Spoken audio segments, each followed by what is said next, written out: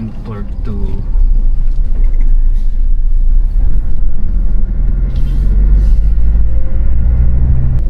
tapos talagang kahit low RPM ka magsimula dito na mag-overtake ka, hindi ka mag-aalangan eh. Kumpara mo sa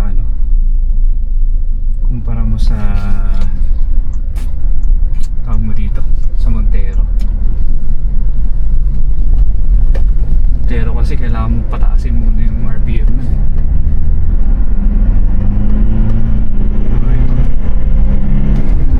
Pinordi ko yun nakatak ka sa lagot.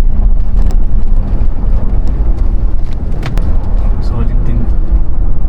Imagine di pa to stuck siya, hindi siya nakalimak. So mas may kung i-compare mo siya sa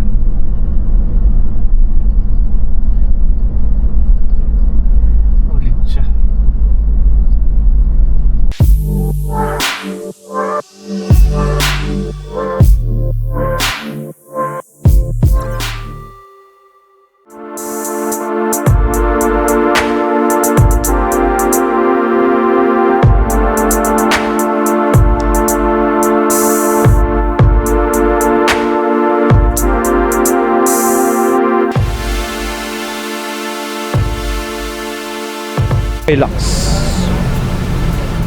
Hilux na V. So pareho silang makina, 2.4 2GT. Ito hindi to naka-tune, stock lang siya. Meron na back cover din.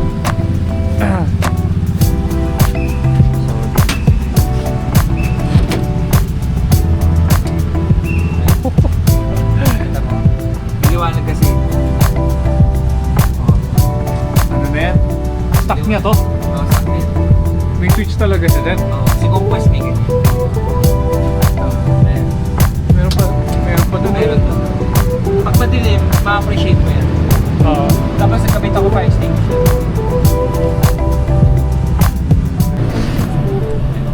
Upuan mo sa akin sa loob. Malapit na yung upuan, malita ko eh.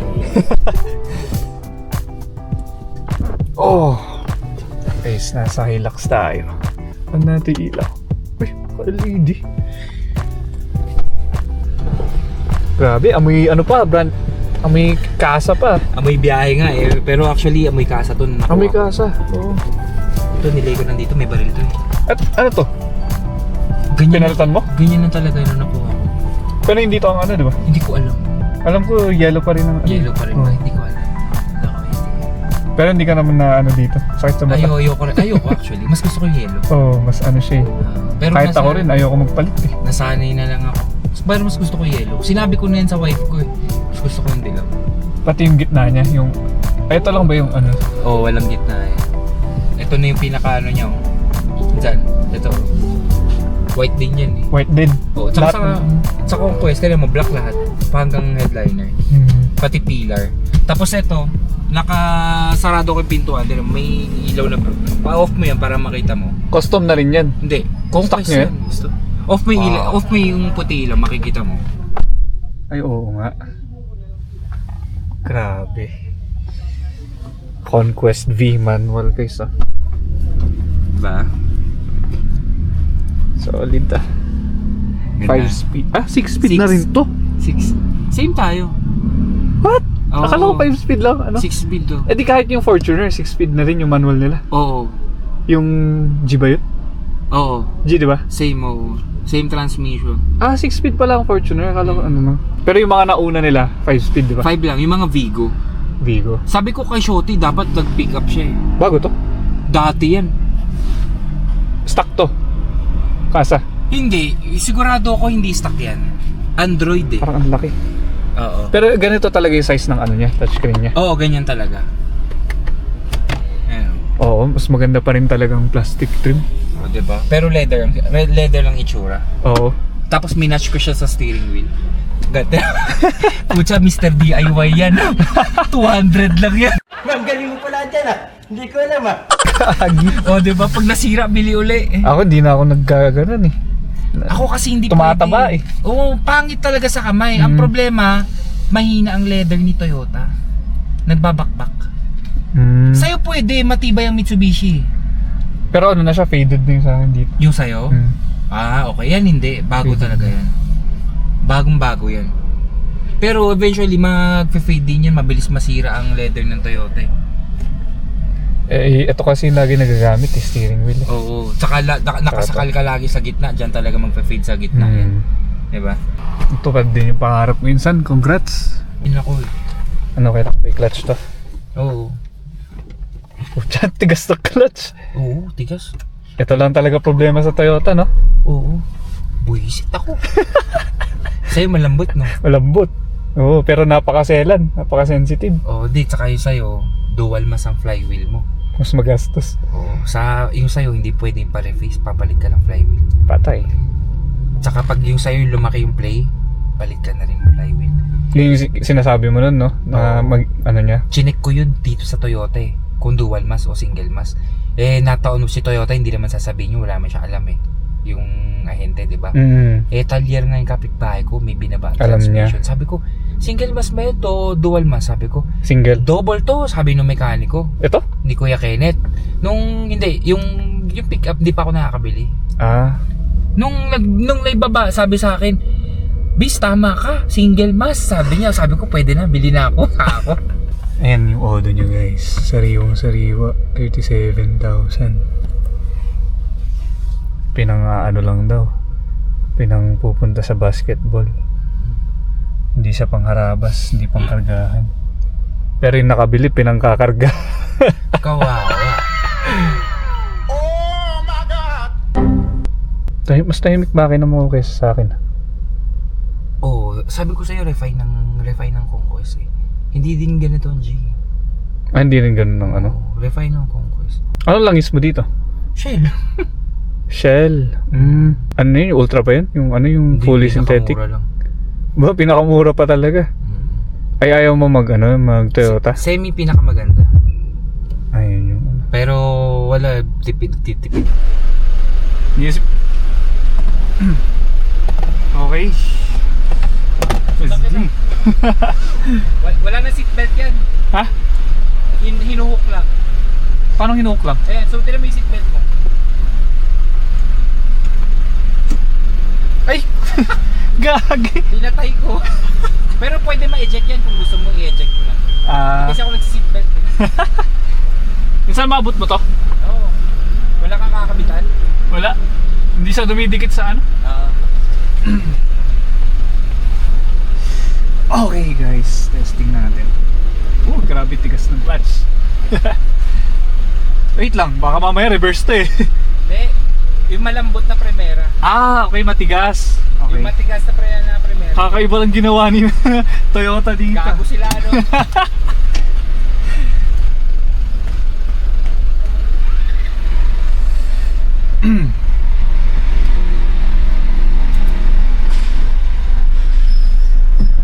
Uy. Okay. Oh shit, wait lang.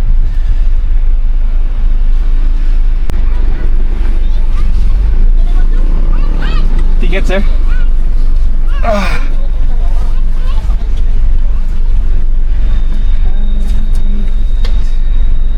Thank you. Manimutan natin yung wallet. Okay, so ayan, play na.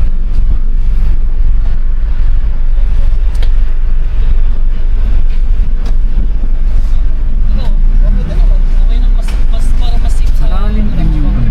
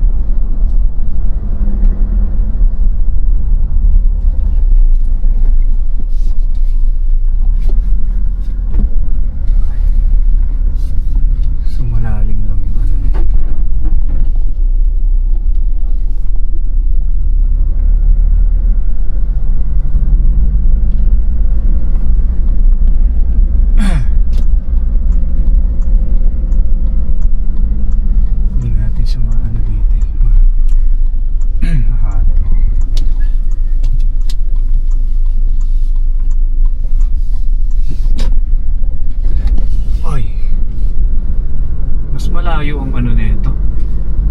Bite point niya. Hindi siya papansin ko, hindi siya madaling mabitin.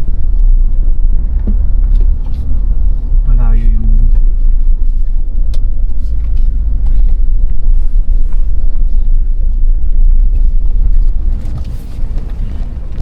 yung ano niya.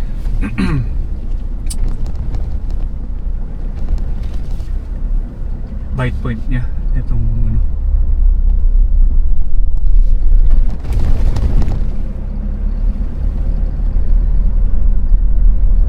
So sana siya i-try ng uphill pero ano kasi dilim.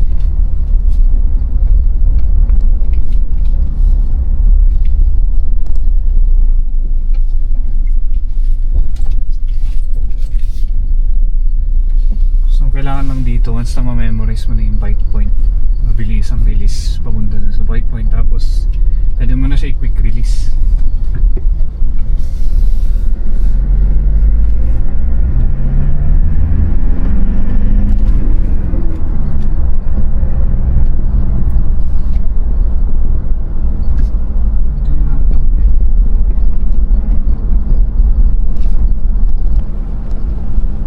Itong gusto ko sa ano eh, ang ano ko sa Toyota eh, parang buong RPM niya kasi may ano siya eh,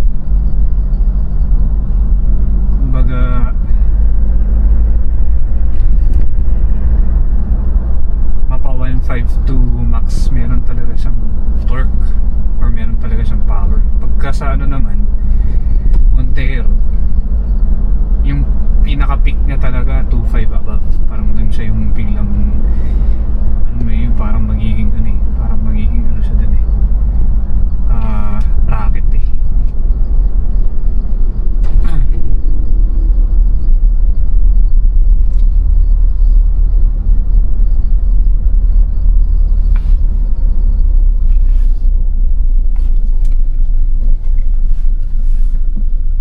Hindi ko pa kailangan yun.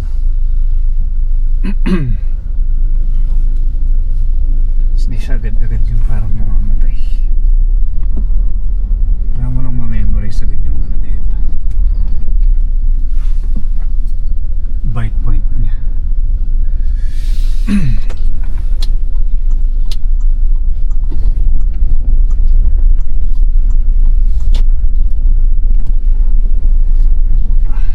Kaya natin naman ito, power mode tayo dito.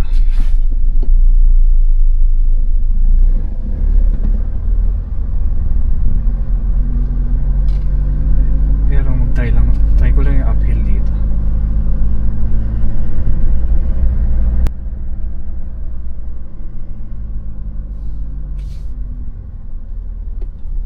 Ayan, mag-uphill tayo dito.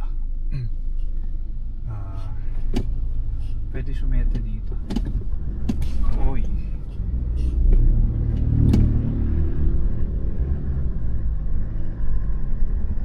Malayo lang talaga yung ano eh. Matras ako kasi hindi ko pa memorize yung bite point niya, pero by the time na ma-hit mo yung bite point niya, sabi na yung hatak niya. So ito, power mode tayo guys.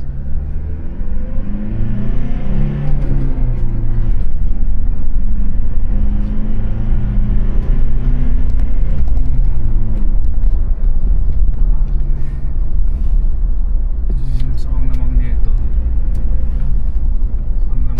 masasabi ko is yun, low end torque to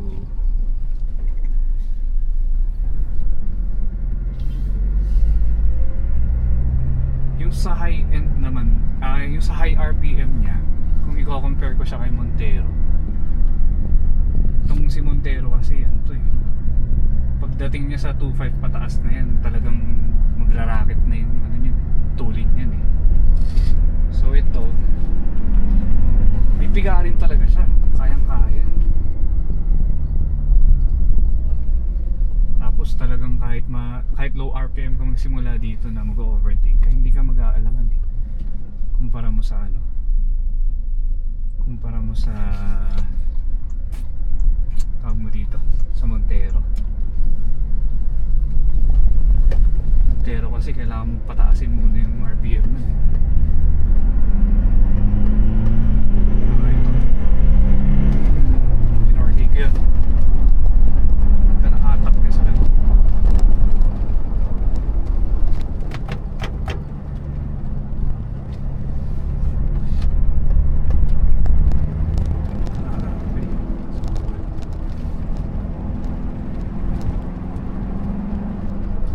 Solid din. Imagine, di pa to naka ano stuck siya, hindi siya nakalimap. So mas may, kung i-compare mo siya sa ano,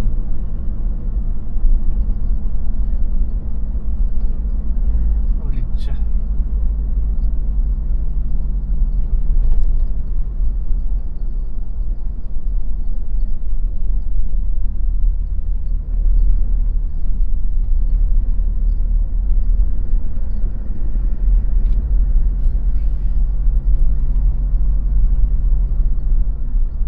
Testing ng parang power mode na ano eh.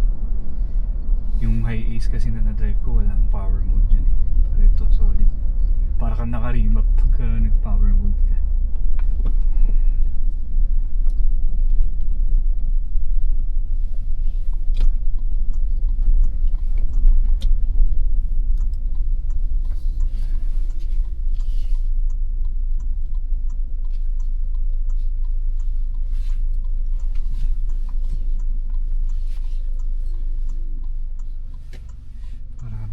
So yun, short drive lang guys, pinatesting lang sa atin. A few moments later. What's up guys? So yan, uwian na kami. Uwian na, guys. Fortuner. Tanga talaga. Sige, videoan kita insan paalis. Oo na ako. Sige.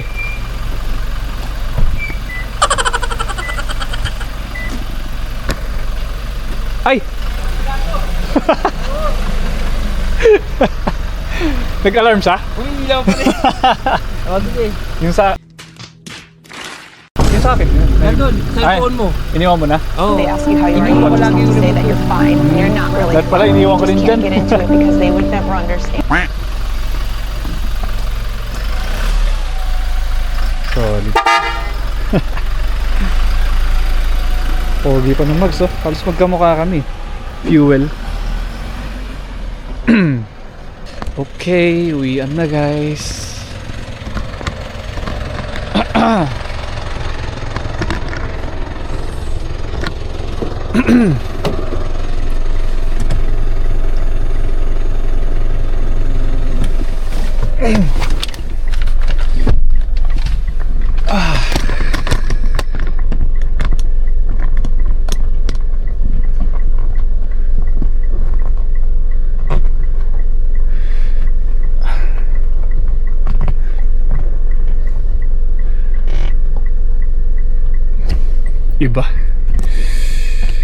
Iba rin yung ano,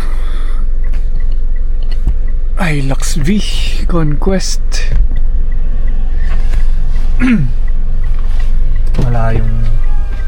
malayong mas mahatak yun guys sa ano, mas mahatak sa high ace.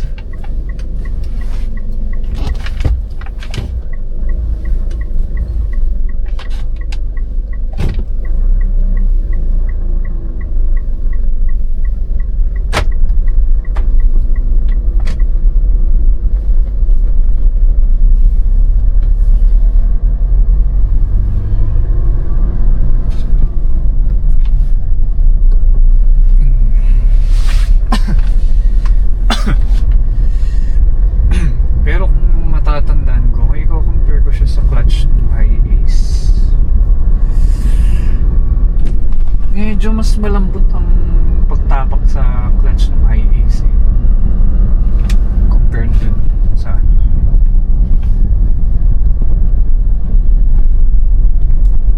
Hilux. Ewan ko tagal ko na rin kasi last na na-drive yung high ace.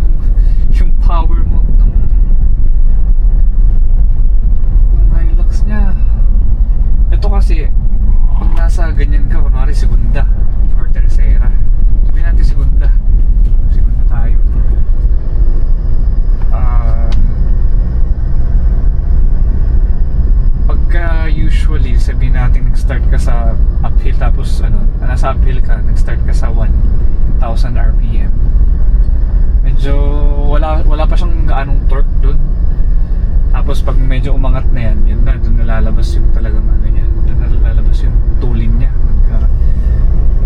para magra-rocket boost na siya. Yun naman, kahit low RPM talagang iaangat niya, tipong ramdam mo yung ano niya, ramdam mo yung hatak niya kahit ano, low RPM pataas. Tapos grabe yun hanggang dulo, ramdam mo. Kaya masasabi ko parang nakaribab din eh. Halos same lang din dito eh sa power nito Montero. Kaya no wonder bakit yung mga ganyan na Hilux Conquest solid kung maka-overtake sa mga uphills eh. Kasi talagang iba rin talaga bigay ng power mode niya. Kahit nga normal mode, okay na rin eh. Tapos yun, di maipagkakaila, matipid din talaga ang Toyota na tipong kahit hatawin. Si Montero naman tumitipid na lang to kapag yung alalay ka mag-drive talaga, yung hindi ka masyadong mahataw. Pero si Toyota, ewan ko for some reason, kahit ihataw mo yan eh, matipid pa rin talaga eh. Long drive niya daw dun, so pumapalo ng 16 km per liter. Doon matipid naman ng Montero eh. Maraming mga Montero owners na alam niyo yan, di ba, na kayo mismo masabi niya matipid. Yung sa akin, matakaw na lang siya kasi 4x4 tong sa akin eh. So malaking factor din yun. Kaya kahit sa long drive, tipong alalay ka, pinakamatipid na nakita ko na dito or na try ko na is 12 eh. Tapos di ko pa alam kung may factor din yung remap niya na baka tumakaw rin talaga siya nun. Kasi hindi naman ako yung nagpa-remap nito originally or initially. Sarap ko sa masarap gamitin yung nakalimap. Nasasabi ko lang, though hindi pa ako nakapag-drive ng stock na Montero, pero kung stock to stock yan na magtatapat ang Hilux Conquest na pareho silang 2.4,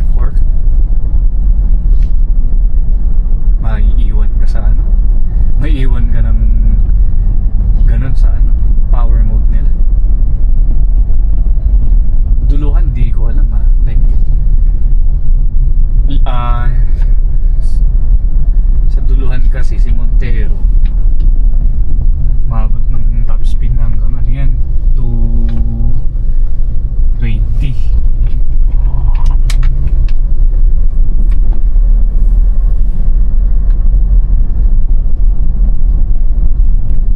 Ewan ko lang kay Hilux, tinesting na daw nung pinsan ko eh, tinesting niya na daw yun eh. 190 ang parang naging pinakaan niya. So usapang duluhan. Pero yung in terms of like kung kailan niya, gano'n niya kabilis makuha, so nagdun din kasi nagpa-factor in eh. Like kunwari yung 60 to 100, 60 to 120 hanggang 140, ganyan, 160, like oops, gaano ba kabilis makuha yun nung stock na ganun na Conquest versus stock na Montero. Ito hindi ko masabi since naka-remap to eh. Ito mabilis talaga niya makuha, 140 madali na lang, 160 parang basic na lang eh. And I feel ko basic na lang din sa ano yun eh, dun sa Hilux, although di ko siya na-try ng syempre mahabaan din. Di naman nahabaan dito. Pero feel ko kaya niya rin makuha agad yun, mabilisan lang. Magkakatalo na lang siguro talaga yun dun sa pag umaabot ka na siguro 180 pataas. Pero pagka sabihin mo magsasabayan kayo sa ano niyan, uphill niyan, na stock to stock pag stock to stock, para sa akin panalo yun. Conquest na may power mode.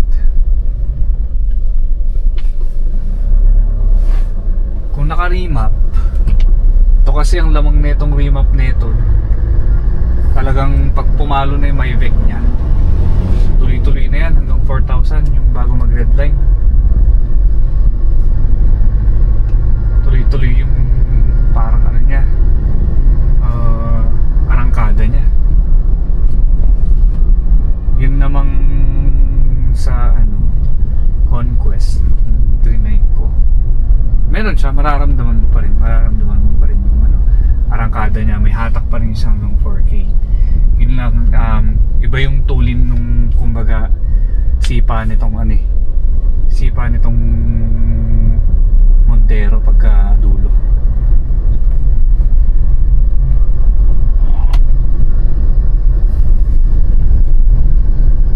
Pero sarap ano, sarap din pang overtake kung sakali.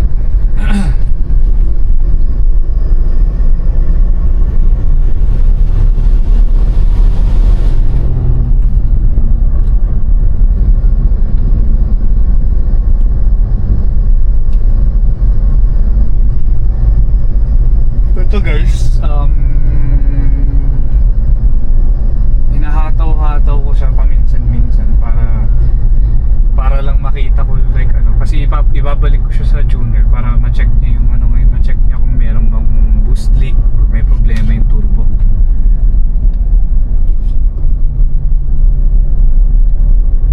For safety na rin.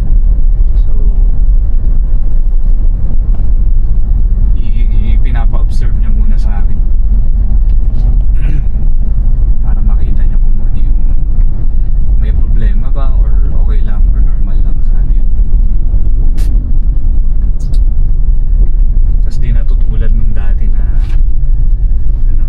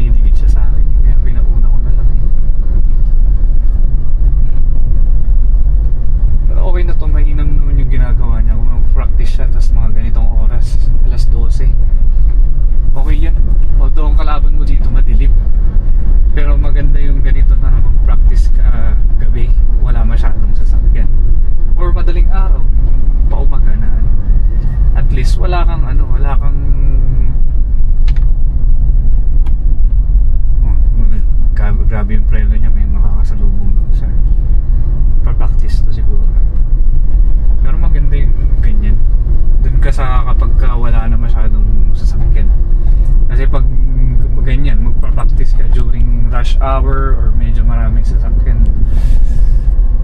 meron ka may encounter na mga impatient na tas minsan kahit mapasensya ka pa na driver, pagka nainis ka talaga sasabog ka sa mga ganyan nagpa-practice sa kalsada. So maganda yung ganyan, like kunwari practice kayo ng gabi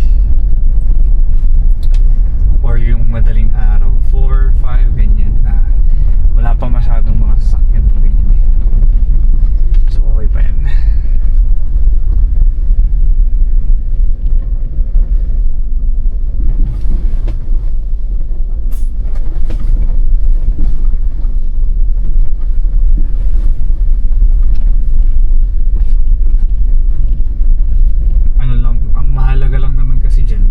Especially pagka beginner ka na driver, yung ang importante dyan yung dito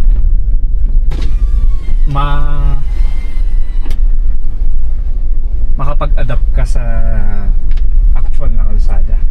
Like for example, di ba tapos ka na mag-practice sa yung parang na-practice mo na yung mga basics, tapos pwede ka ng tingin mo pwede ka ng lumabas ng kalsada. So yun, labas ka muna ng kalsada na yung parang ganun sa mga ganung oras na wala masyadong sasakyan, tapos dun mo sanayin yung pwesto mo sa sa kalsada, tapos yung pagtingin mo sa kalsada, pag-focus mo sa kalsada.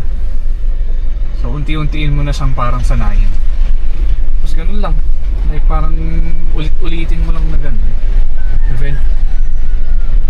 Eventually makakuha mo rin siya.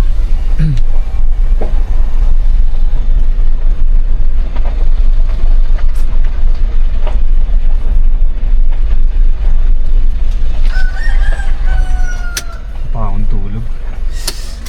24 hours na walang tulog.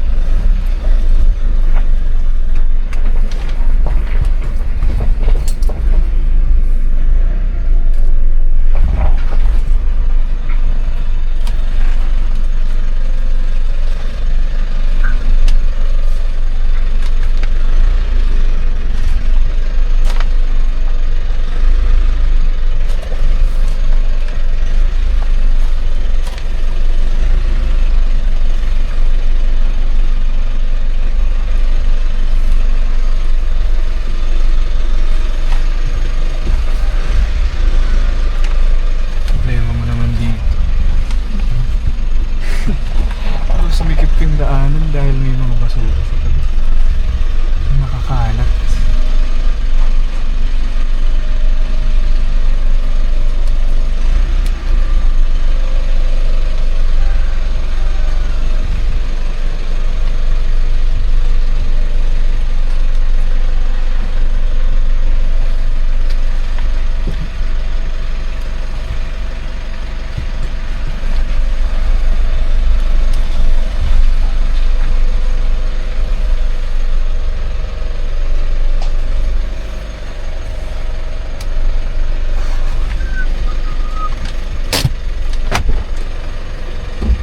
Kulit nung reverse nung Hilux na yun. Hindi siya lift, hindi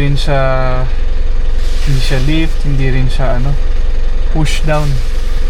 Yun, kung ano yung matigas na part, like parang talagang sagad siya, ilileft mo pa yung ipapaleft mo pa yung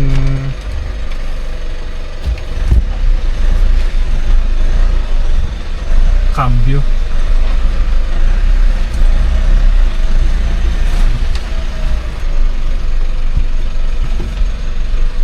Tapos pag naramdaman mong matigas na siya na pumunta sa left, matigas siya eh. Yun na yung papuntang reverse. Tapos ipupwesto mo siya pa primera. Makakaiba yun po.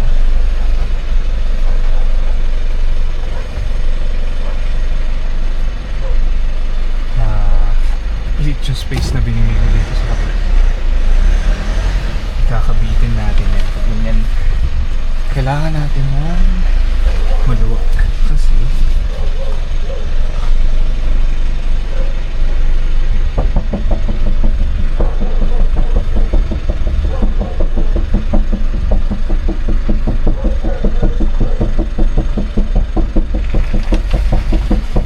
safe space lang.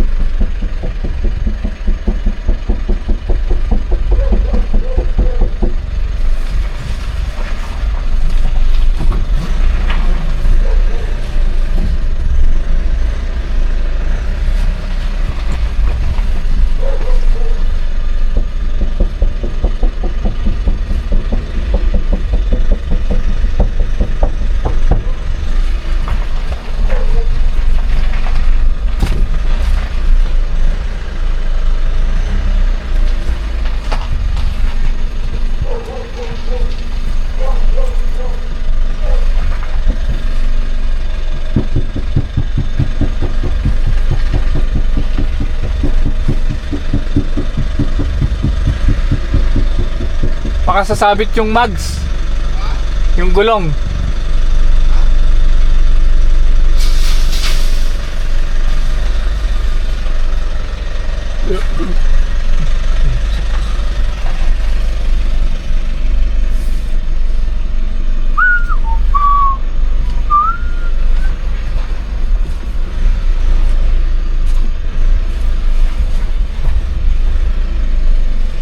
Yeah! Pasok na to. Okay.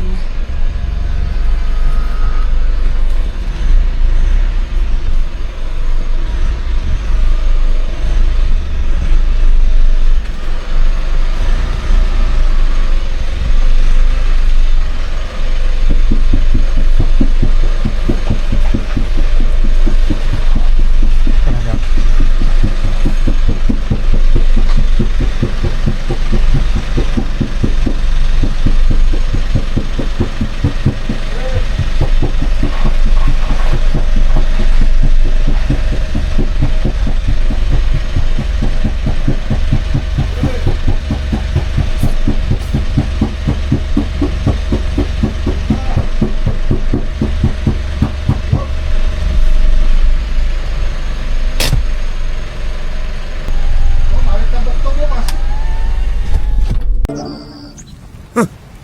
Thanks!